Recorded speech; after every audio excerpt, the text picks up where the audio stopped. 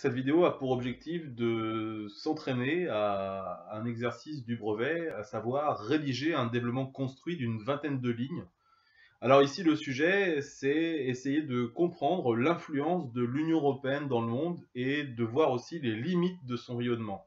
Alors la consigne nous demande de montrer, c'est-à-dire d'expliquer l'influence de l'Union européenne dans le monde, mais aussi d'en démontrer donc ses points faibles. On va devoir rédiger un développement construit, c'est-à-dire un texte structuré avec une introduction, plusieurs parties et une conclusion.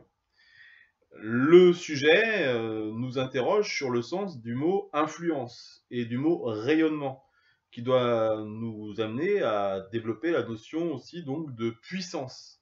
Il nous donne aussi également un plan à suivre pour construire notre développement. Il faudra d'abord donc insister sur les domaines dans lesquels s'exerce l'influence de l'Union européenne dans le monde, puis dans une deuxième partie, expliquer les domaines dans lesquels cette influence reste encore un petit peu limitée.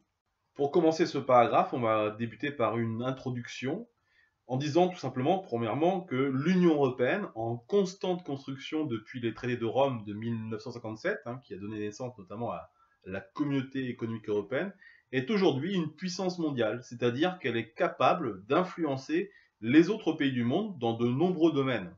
Cette puissance est pourtant incomplète et limitée. Alors maintenant, on va essayer de poser une problématique, la voici. Quelle est l'influence de l'Union européenne dans le monde et quelles sont les limites de son rayonnement? Donc voilà pour l'introduction de ce paragraphe. Donc ensuite, on va commencer par une première partie qui va expliquer un petit peu les points forts. On va essayer de donner des chiffres, des exemples précis pour développer donc cette première partie. Donc on peut commencer par dire que l'Union européenne a d'abord une influence économique et commerciale majeure dans le monde.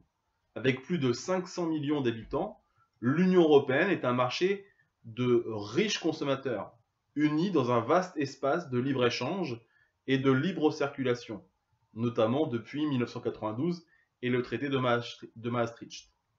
Elle concentre 30% des richesses mondiales, elle réalise un cinquième des échanges planétaires à l'intérieur même de son territoire, mais aussi avec les autres aires de puissance mondiale que sont l'Amérique du Nord et l'Asie-Pacifique, qui forment ce qu'on appelle la triade. L'Union européenne est aussi une grande place financière. L'euro, utilisé depuis 2002, est une des monnaies les plus solides et les plus utilisées dans le monde après ou en même temps que le dollar américain. Elle rassemble surtout au sein de la mégalopole certaines des banques et des bourses mondiales les plus importantes, notamment celles de Londres ou même de Paris. L'Union européenne est enfin un espace attractif. Son rayonnement culturel est tel qu'elle est la première destination touristique mondiale. Elle concentre à elle seule 60% des flux touristiques mondiaux. Son modèle démocratique et l'absence de conflits en font le premier foyer d'immigration au monde. Alors maintenant, on va passer à la deuxième partie pour essayer de voir les limites. Alors ici, on va essayer de trouver des exemples dans l'actualité pour essayer de trouver un petit peu les points faibles de l'Union européenne. Alors on va pouvoir commencer ainsi. Pourtant, l'influence de l'Union européenne reste limitée.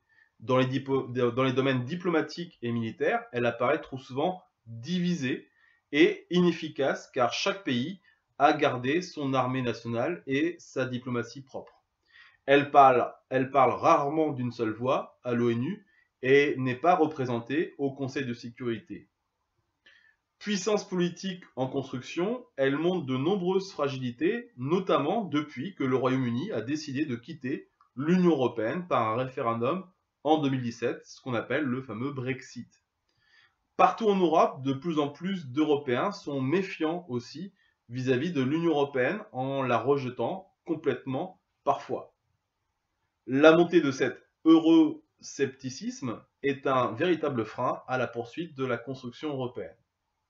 Alors maintenant, en conclusion, on peut dire que l'Union européenne dispose donc aujourd'hui dans le monde d'une influence réelle, mais incomplète, en construction, et parfois menacée par des choix politiques intérieurs des États membres, qui sont parfois donc un petit peu divisés entre eux.